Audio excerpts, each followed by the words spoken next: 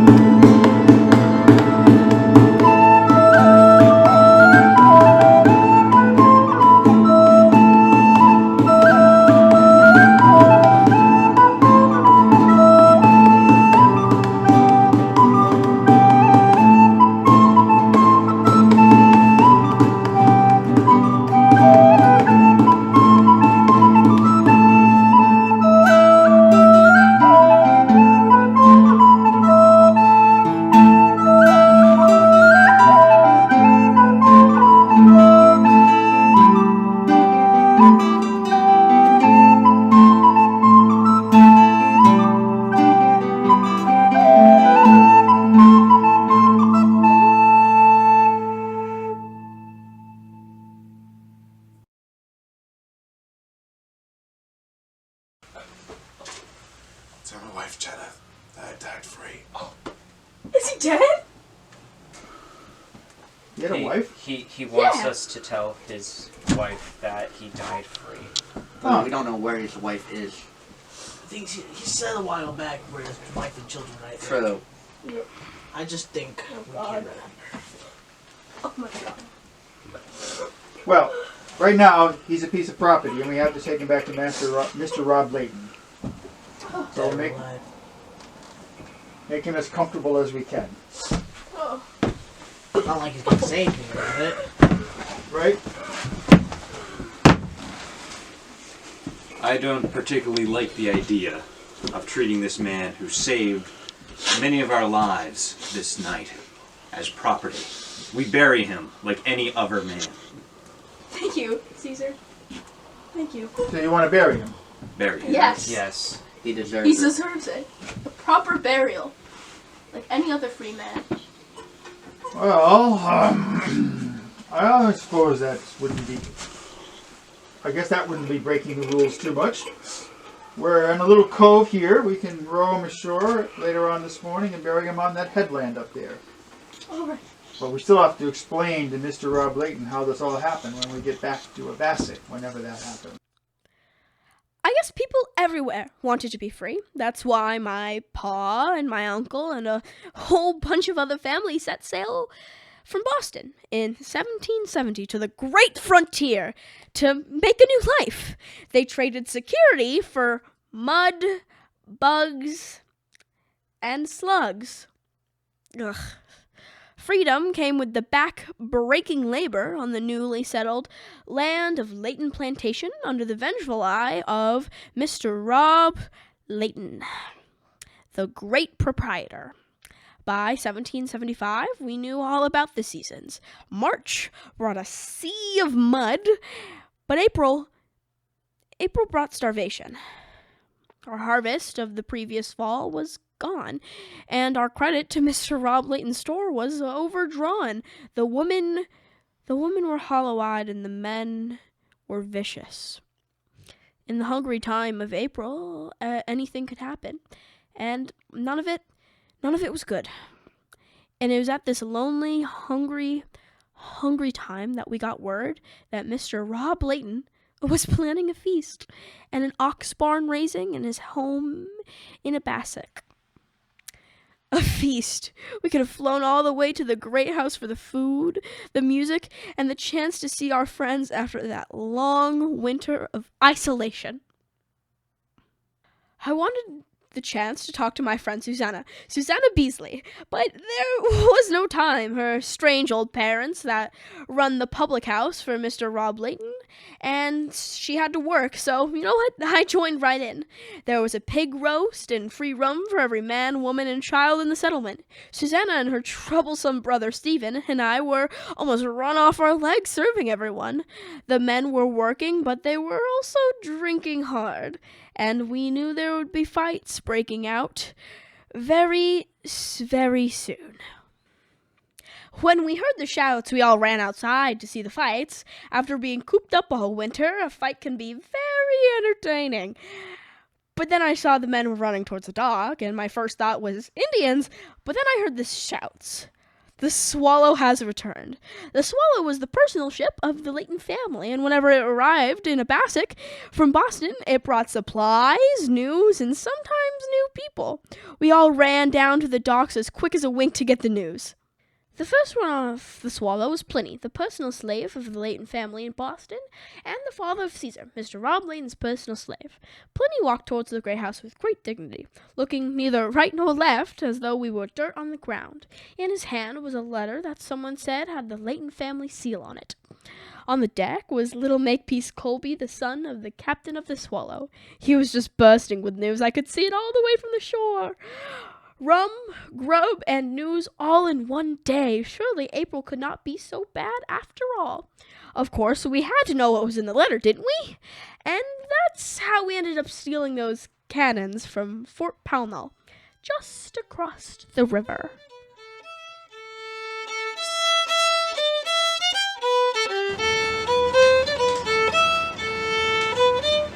Stephen, my boy, come. Come and help me with these sums. They have to be right for Mr. Layton. Stephen, not now. I need you to bring wood in. Stephen, tell your mother that if we want the grace of Mr. Layton, these sums have to be right, and I need you to check them so that we know they're right. Stephen, don't pay attention to that man. We need to get this luncheon going.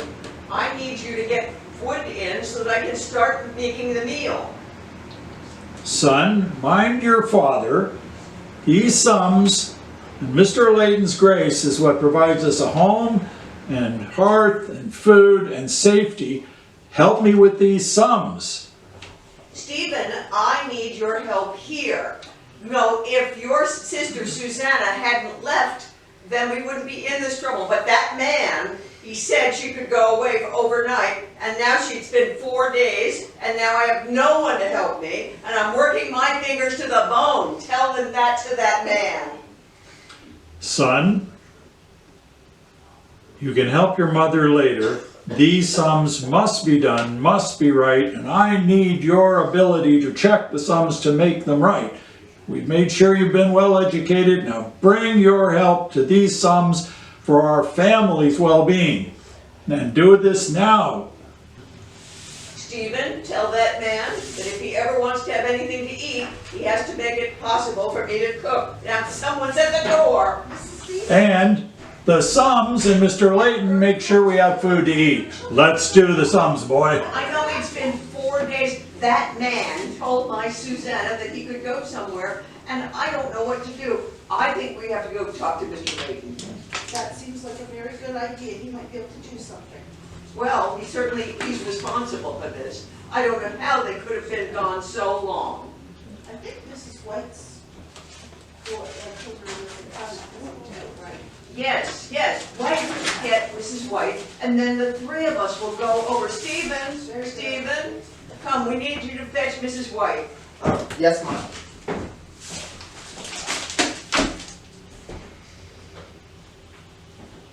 Tell that man that you'll be right back. Be right back, Bob.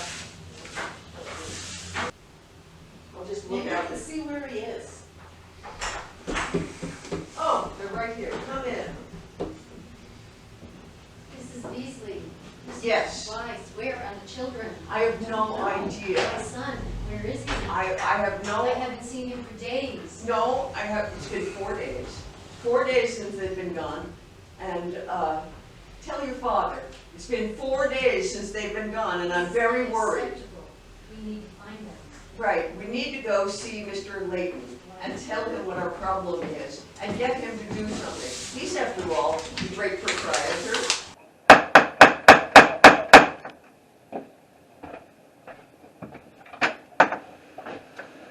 Good day, ladies. Good day. Let us come in Good outside. day to you. We How can I demand help to you? see Mr. Layton. Oh, Mr. Layton is a busy man today. It was an open winter. Still, me, Pa, and I got a good amount of trees. All good white pine, ready for sawing. All that itemized here. What in Hades' name are we to do with them? Am I cutting cordwood and planks for Boston or for our own use? That's what I want to know. I'd say Boston. We must venture it. If we can't get food and goods from Boston, we'll starve by summer. for Elijah, sure. are you dreaming? No. Port of Boston's closed. Oh, yeah, but according to Master Colby, they're desperate too. They need lumber and cordwood for heat. The garrison needs planks to build barracks and cordwood for fires. He thinks the authorities will let us in to do that. There'll be a political price to pay, though, with the Whigs and the Radicals. With all due respect to his office, sir, we cannot do something to can't we do something to tamp down that preacher's sermons? He's driving people crazy, calling for revolution. We're going to have a problem on our hands. Even the courthouse at Palmaboro is closed because of the threat of mobs. People hear Cooper and they're affected by it. Hutchison, will you get me a cup of tea, please? I cannot, sir. I am not the tea maker, and my stepson Donald is absent. He is the tea maker of this establishment. Damned your eyes then. What'd your stepson do back? I don't know, sir. Sir, it might be so bold to ask, where is my son Elijah? When's he due back? Where are the children? What of my wife's brother, Jeffrey?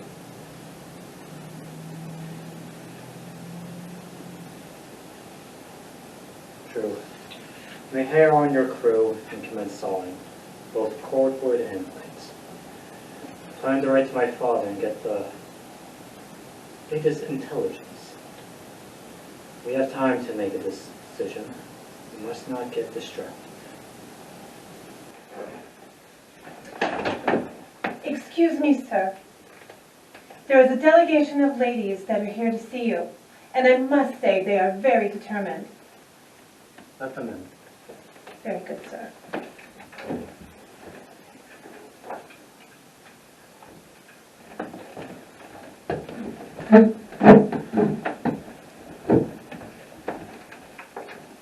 Mr. Layton, our children are missing. They've been gone for 2 days longer than they were supposed to.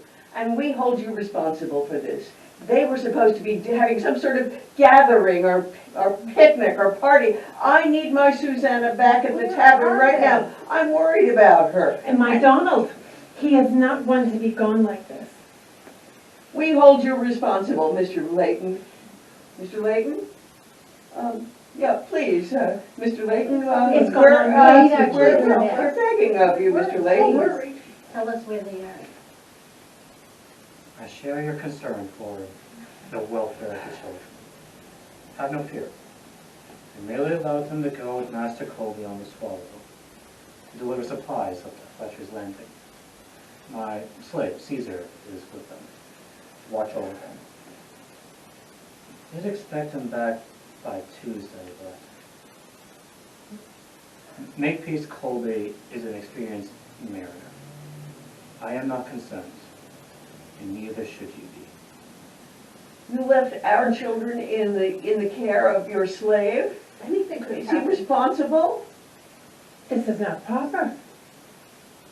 Mr. Layton, we beg of you, please send someone to a delegation, something, a skiff, anything to go and rescue our children. We need our children It might back. already be too late. This is the future of the whole plantation, Mr. Layton. Please help us.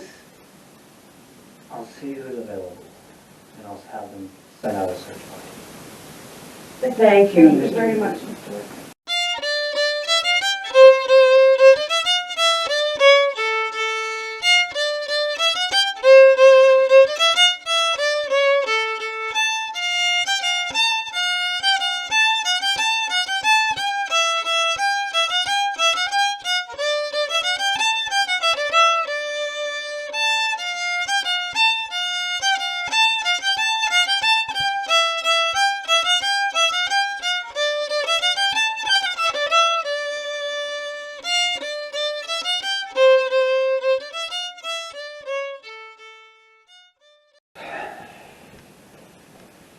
we're here.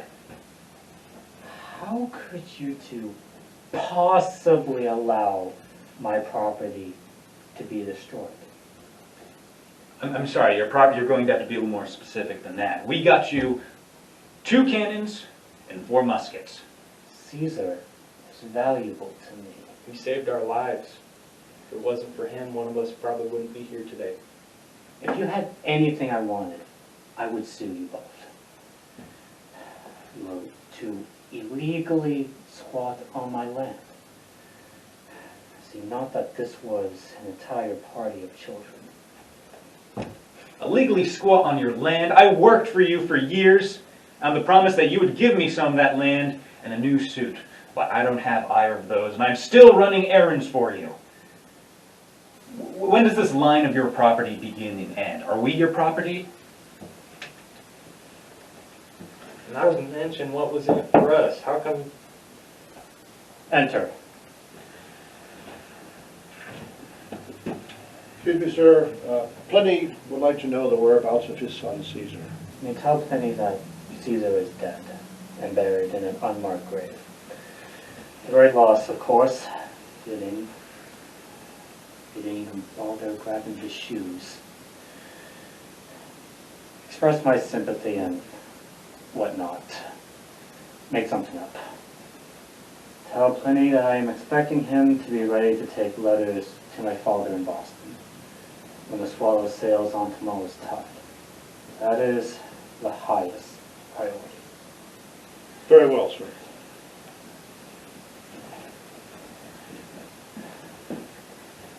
Now, You wanted his shoes now. Now that we've established how much you care about my property, how much did you get? Gunpowder, how much shot, tools, and such for firing the guns? Like I said, we snuck into the fort. We got you 2 cannons, 4 muskets. Not much in the way of powder, but I'm sure we can handle that later. The guards and someone's dog set off the alarm before we were able to sneak into the powder magazine. And then the gunfire started, and then Caesar was hit.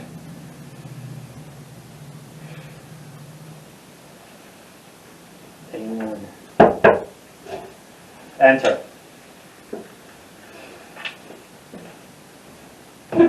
Sir, the children are almost done eating. Shall I bring them in?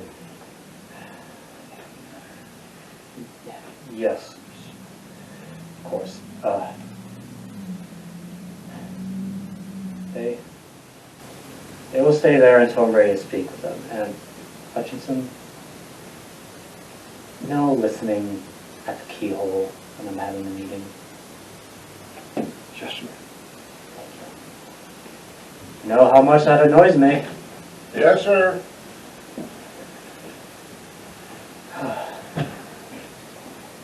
Nothing to be done about Caesar and the cannons for now. My bondsmen have dug a goodly trench in the ox barn. Tonight they will help you haul the ordnance in there, securely wrapped, of course, and bury it. I know we can rely on my bondsmen's discretion.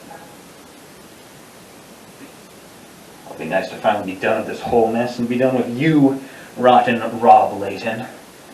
A mess that you made.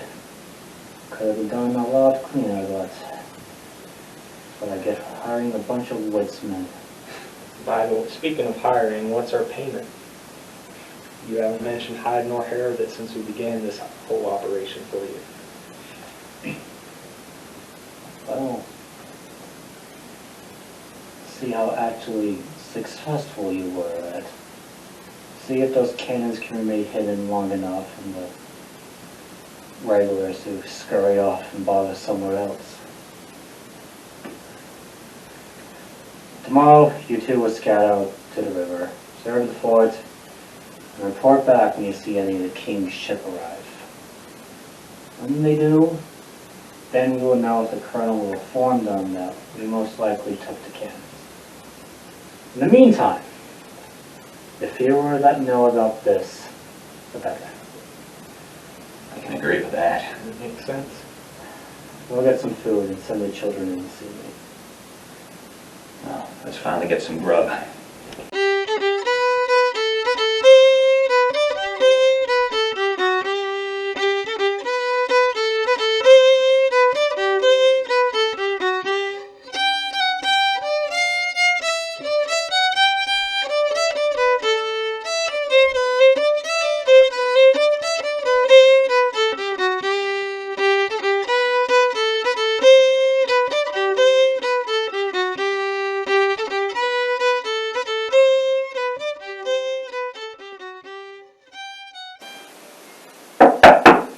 Enter.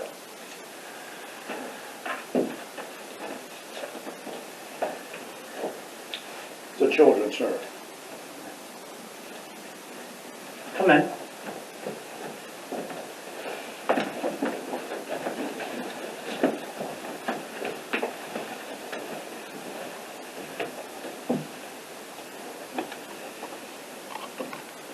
You may leave, Hutchinson. Very well, sir.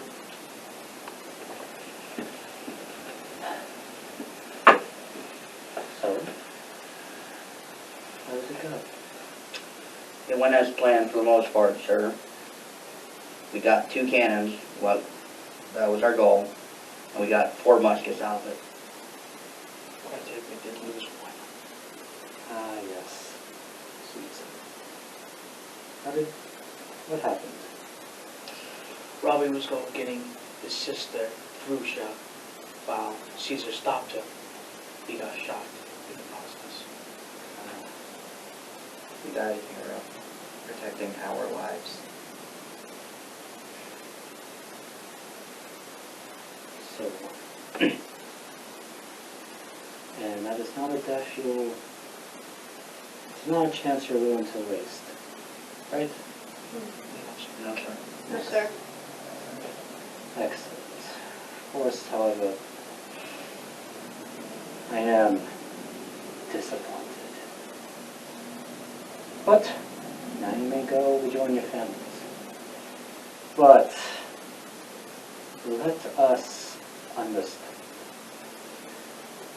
You helped me steal cannons belonging to His Majesty, King George III of Great Britain, our sovereign lord.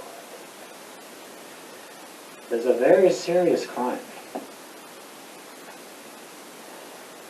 But it is our little secret. We will not breathe a word to this to anyone. Your story is that you went upriver, Fletcher's Landing, delivered supplies, and were stranded there by winds and ran out of food. If you say otherwise, I will discover it, and there will be consequences for you and to your family. I always discover trickery. Oh my goodness. Whatever you don't. See you later. See you. Boy. And if they're like,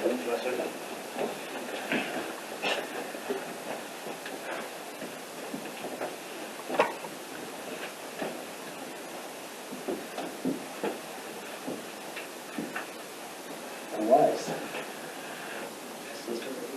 It's almost tea time. Not had a good cup of tea with buttered toast and chili.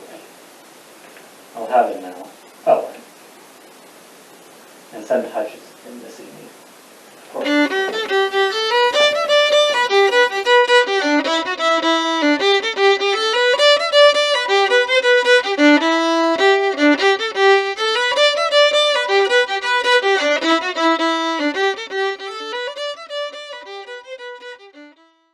I got news. Stephen, my boy! Hello. How are you, son? I'm doing well. What's happening? What's going I on? got news of the children, Suzanne and... Amazing! Are they here? Suzanne and the children have returned, but from what I've heard, they are at Mr. Rob Layton's house. What are they doing there? They are getting fed, but there has been some speculation as no one knows kind of what happened or why they've been gone for so long. Well, it's good news. After 4 days, we were all worried. Oh, yes. We certainly were. Now, tell me everything that you just told your father. So, Suzanne and the children have returned, and they went up to Mr. Robin. And they're not here? Not yet. They're coming here. They will be coming soon, hopefully. When will we see our daughter?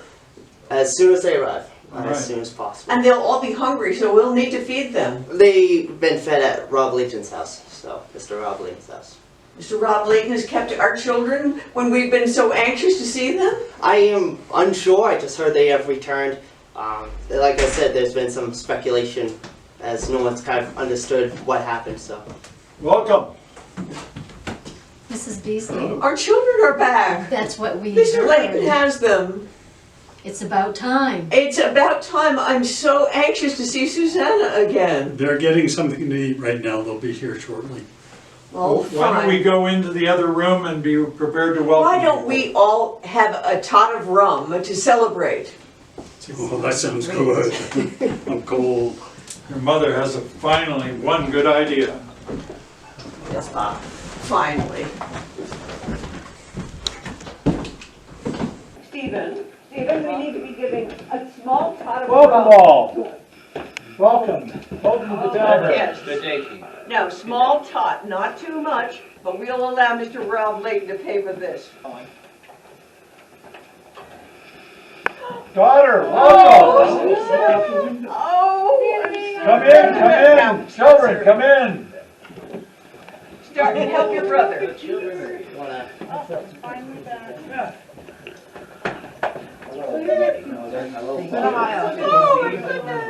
Oh, thank God, Mom's gone. It's good to be warm. Yes. Jeffrey, over here. How in the bow?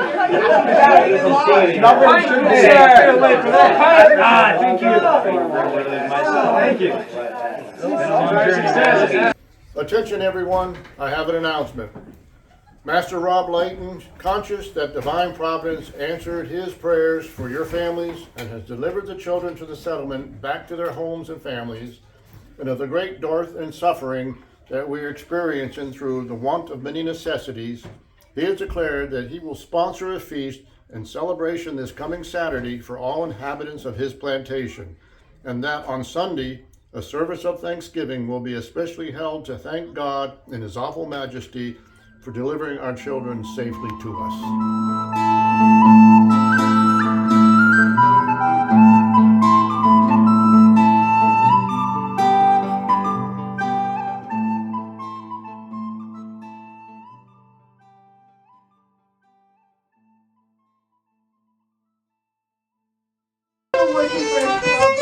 Everybody enjoy the beverage. Celebrate our children are home.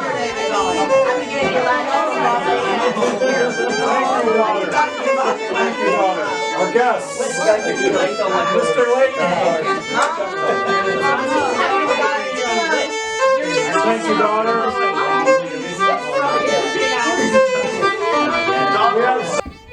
So what did you find out? We saw them with our own eyes. One longboat carrying what looked like regular sailors. But the ships they came from, 2 of them, they were definitely warships. I reckon this is what we were warned about. The king's men are here to disarm the fort. Pray they don't find the 2 cannons we took. You can say that again. It's for all of us. Told you the seizure of those cannons were important. Have they made it to the fort yet? They were approaching the fort. I don't believe they've disarmed it at this time. We have days. Think the colonel will mention anything about it? Well, hopefully he doesn't rat on us if he notices those cannons are gone. I guess it really depends on their documentation down there. But it wasn't exactly the most quiet of nights. The colonel will bow down to the regulars. His loyalty lies with them, but will he admit his own failure?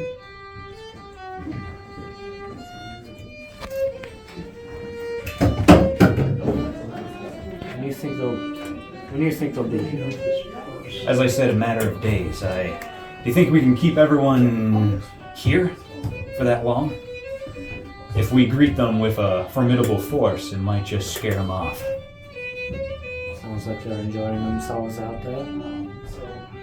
I reckon they stay put. My flesh shall slumber in the grove till the last trumpet's joyful sound. Till the last trumpet's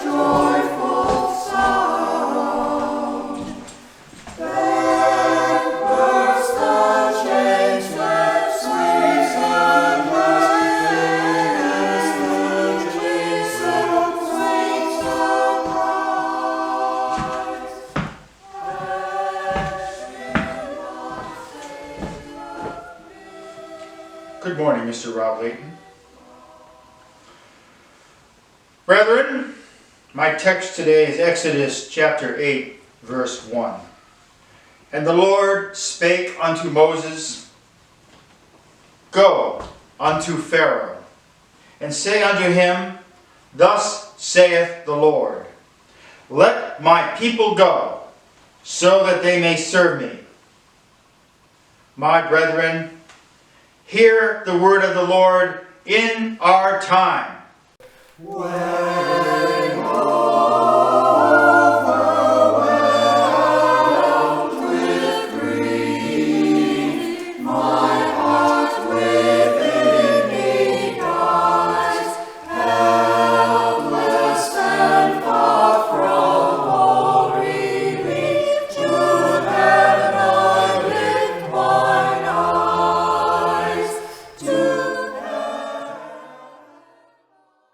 My brethren, at this crucial moment in our common weal, we recall the words and deeds of our forefathers. And as I have shown, our way of life, our self-government, our very faith is threatened by the power, the encroaching power of the imperial government. My brethren, we must go to the king, our modern day Pharaoh, and say, Let my people go, so that they may serve me and worship in the church and in the manner of our ancestors, for which God calls us. Amen. Frank Pride. Hello, Mr. Cooper. How is your uncle doing? Uncle Josiah? Could be better. Works? Well, give him our best. We hope he recovers soon. I will. Good to you. Mrs. Beasley. Oh, Pleasure. Mr. Cooper, what a pleasure it was to hear your sermon. Now, I agree with everything that Mr. Rob Layton said about that.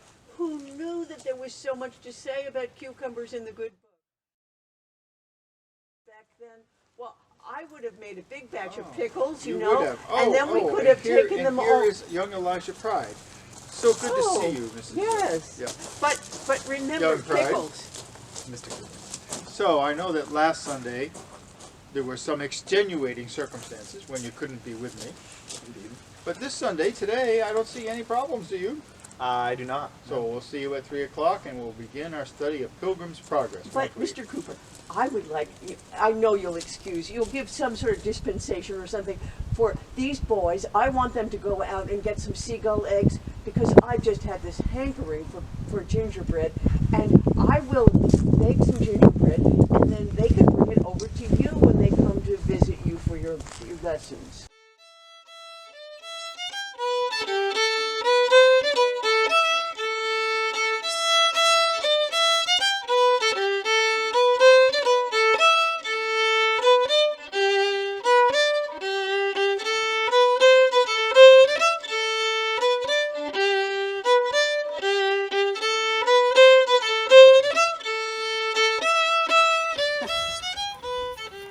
Still, why do I have to do it, man? Because I want you to. Speaking of wanting you to do things, so look up there. Alright. If I was a seagull, I'd nest there. Still, I do not want. Go, go, go. Dang you, Elijah. I still don't see why I should Because I go want up you here. to. Go. Don't make me throw this at you. I would throw an egg at you if I find one. Bite the stick. Aha! Found some! Did you? I did.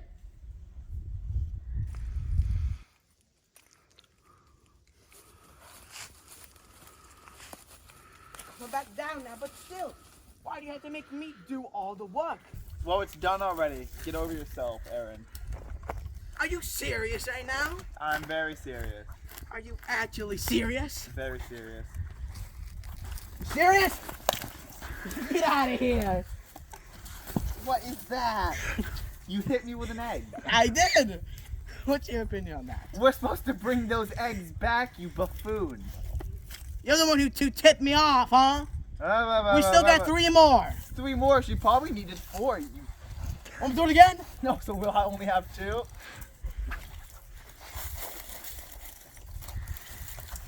It's a duel, Hank. Yeah, get her. What? Get over here. Alive, surprise. Get back here, you. I'm not done. Aaron. What? For the scooter. What? Oh, no. Yeah. That's it. They've come. They're coming for the cannon. They're here to take our cannon. They are. We have to tell the village.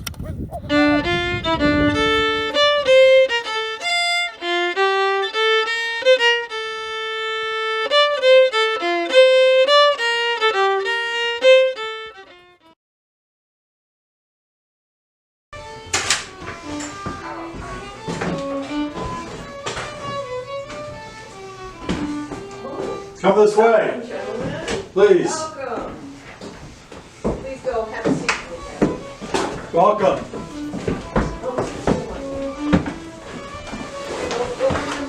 We get you some gin and some victuals. Blue ruin would do me fine. Very good. Bread that hasn't been baked 3 years. Very good, man. My mother says that we only have beans and soda today. It's wonderful having the King's men with us. Thank you. Would you like rum or gin? Gin.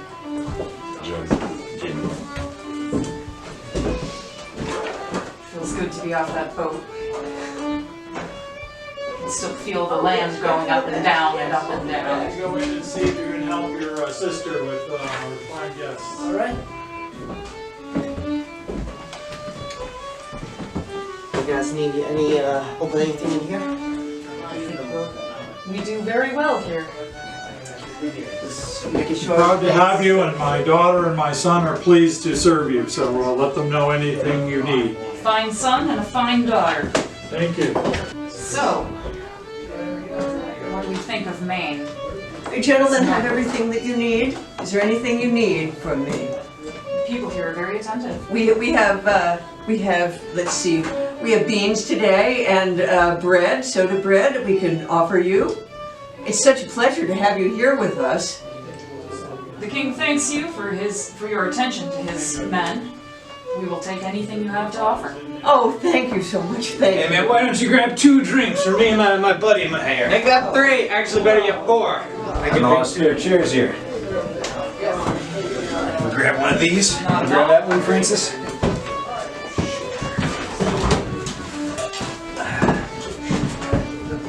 Grab this other one here.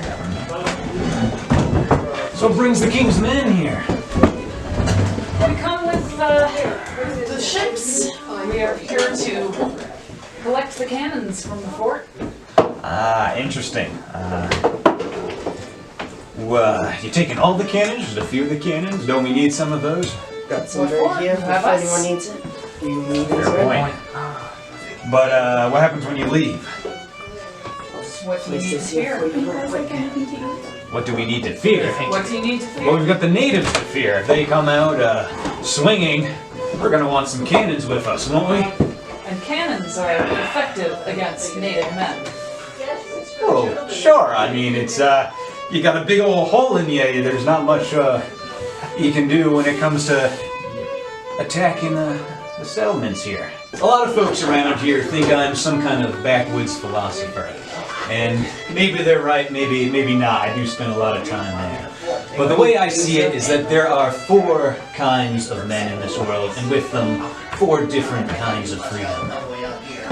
The first man is like my uncle Jacob. Now my uncle Jacob isn't around too much, what with sailing and fishing and hunting and fighting that he does. But when he is around, he seems like a very free man indeed. He thinks that all men are created equal, especially if that man has marked their own territory, that they're free to do with it whatever they please in their own home. And so he usually keeps to himself. The second kind of man is like a fella I know called Fisher.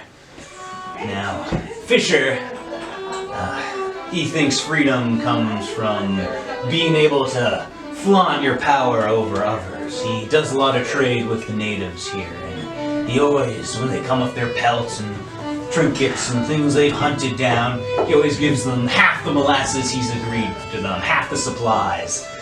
I think you'd rather see him starve than trade him proper. So he likes, showing his power over others. He has the power, why not use it? Is that not freedom?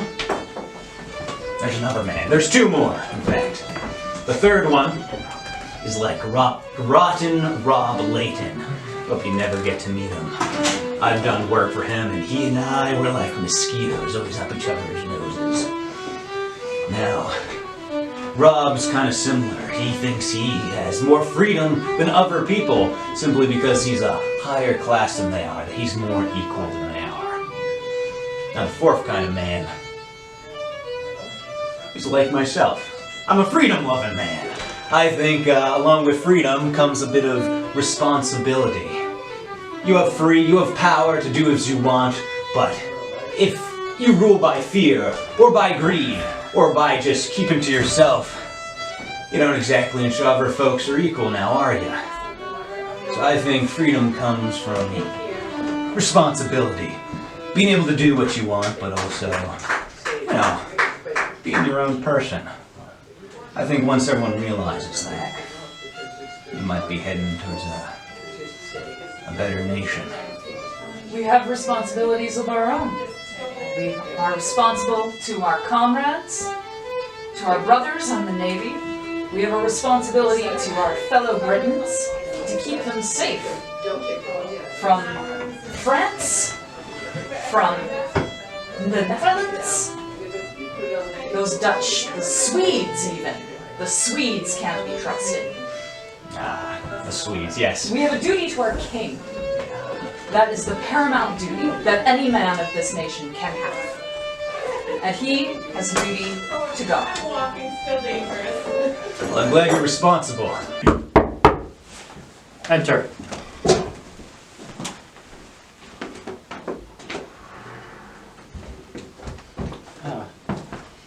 Lieutenant Graves. Good day, Mr. Layton. Morning. And you seem to be having a meeting. Yes, we were discussing the lumber. Yes. Well, we do have some other things to discuss. I am here under the orders of General Gage to inform you that the armaments and weapons of the fort have been removed. And they will be transported back to the garrison in Boston.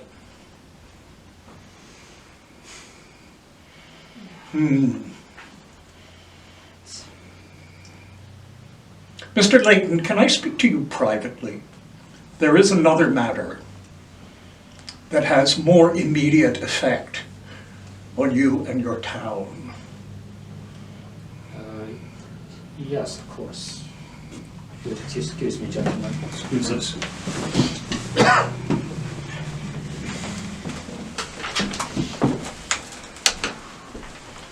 I am here for another purpose as well, under orders from General Gage, to impress a number of the young men from this village to serve in the British Navy. As you know, this is a general rule and passed by Parliament and applies to all maritime towns within the realm.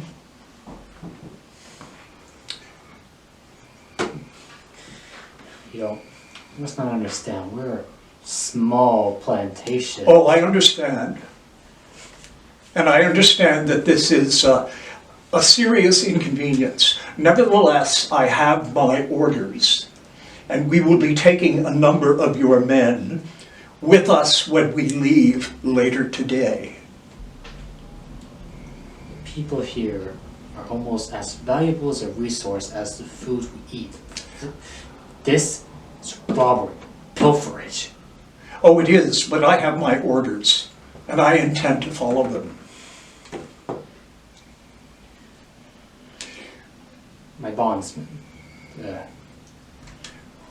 I can understand that you regard them as your property, And as another Englishman, I respect the notion of your property. But I would suggest that you need to specify at least 2 of your current inhabitants for us to take.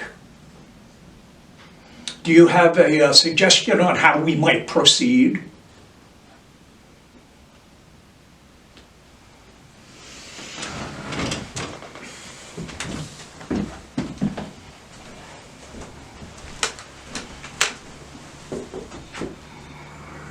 Hutchinson? Sir. I will rejoin you later. Gentlemen.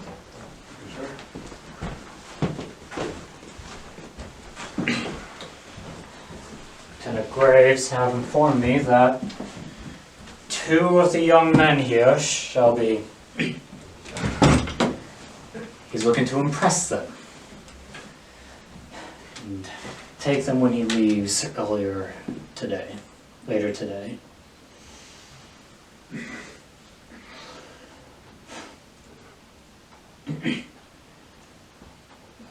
I'll send word to Lieutenant Graves. You're going to stand behind the 2 people he will take with him.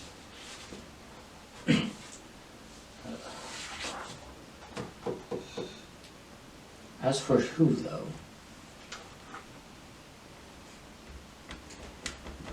What do you think of Elijah Pride and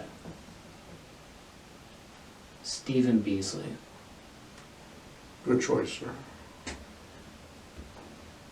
appears Elijah is incapable of fixing his manners, and Beasley got us into that mess with natives.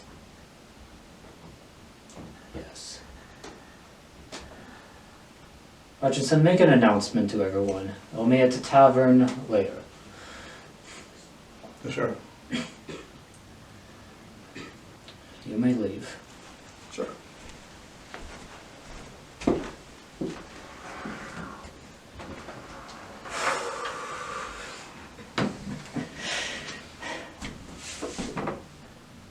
Looks like they're not here for the cannons after all. Good thing, sir.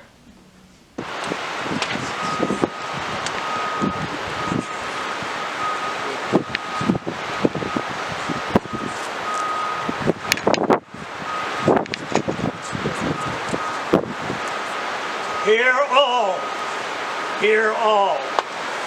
Let it be known by ancient custom in the realm, and for our common defense, and furthermore by act of Parliament in the year of our Lord 1740, all able-bodied men, foreigners and natives, resident in any maritime community within His Majesty's domains between the ages of 18 are eligible to serve in His Majesty's Navy, and if circumstances demand it, will be impressed into his service under orders here written by General Thomas Gage, Military Governor of His Majesty's Province of Massachusetts. I am authorized and commanded to impress said able-bodied men into the Navy at this time. We will select the men now, and any who appears, any who opposes these measures will be treated as a lawbreaker and subject to all penalties, including forfeiture, imprisonment, and death. Sailor. Make sure he stays quiet.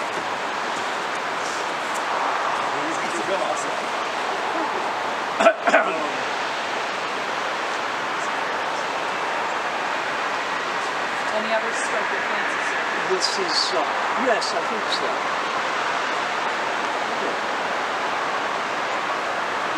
He's not 18, he's 15.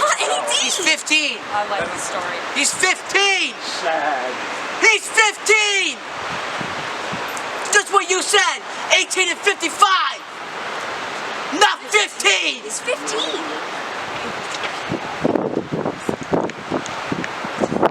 It's a healthy life. Get your hands off me, you redcoat! Don't touch me!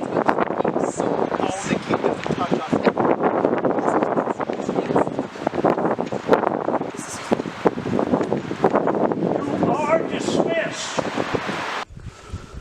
Great God Jehovah, we give thanks that today we rescued this boy, Aaron Pride, from the hands of the Navy pressmen. But 2 of our young lads are taken captive. Brethren, are we to sit idle while our boys have been taken from us? Elijah Pride and Stephen Beasley, both fine young men and a support to their fathers. When the men of the King's Navy descend on us to legally take our young men for service in their ships, I ask, is it justice? Is this righteousness?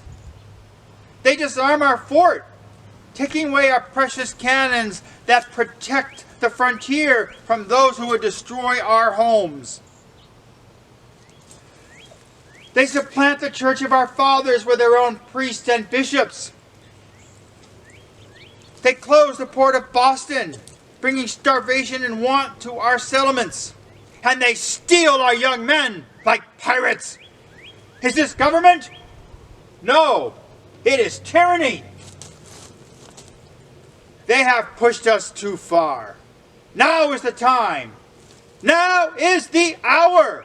We must take a stand against the tyrannical ministers of the king. To arms, brethren, to arms. After them, make them rue the day they came plundering here. To arms for liberty and freedom. I'd like just to thank you, Mr. Cooper, for saving me, but we have 2 more to save. Elijah Pride and Stephen Beasley. We must save these young, fine men from these tyrants they call the British Navy.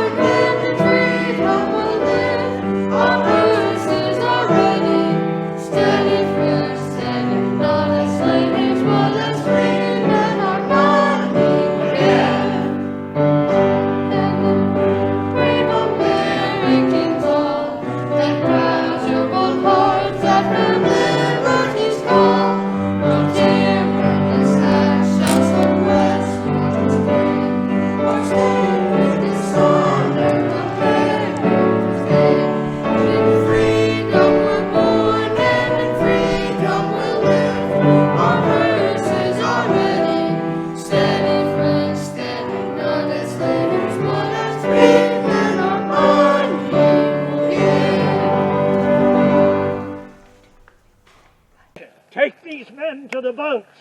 Yes, sir. Aaron. Wait, wait. Don't do it. Gonzalez! Let him go. It's not worth the trouble. Okay, aim at these kids. No. Aaron, come on. Go. Get out of there. Yeah. All right.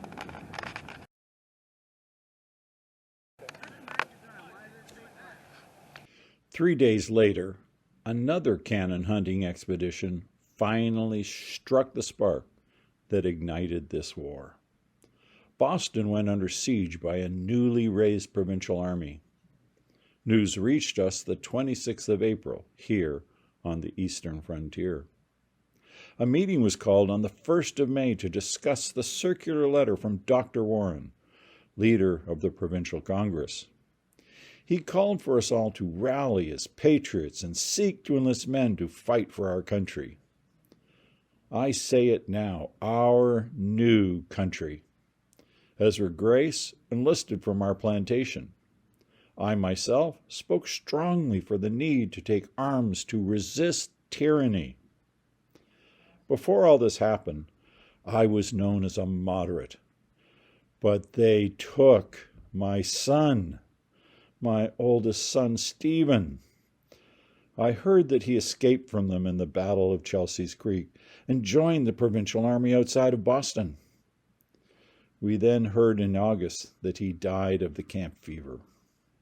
That was our first sacrifice to freedom from tyranny. Tyranny, like hell, is not easily conquered. Yet we have this consolation with us, that the harder the conflict, the more glorious the triumph.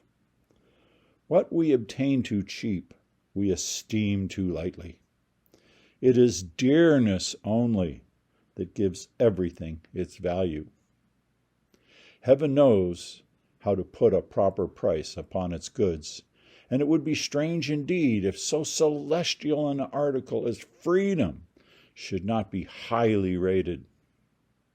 Britain, with an army to enforce her tyranny, has declared that she has a right, not only to tax, but to bind us in all cases whatsoever. And if being bound in that manner is not slavery, then is there not such a thing as slavery upon earth? Even the expression is impious, for so unlimited a power can only belong to God. My flesh shall slumber.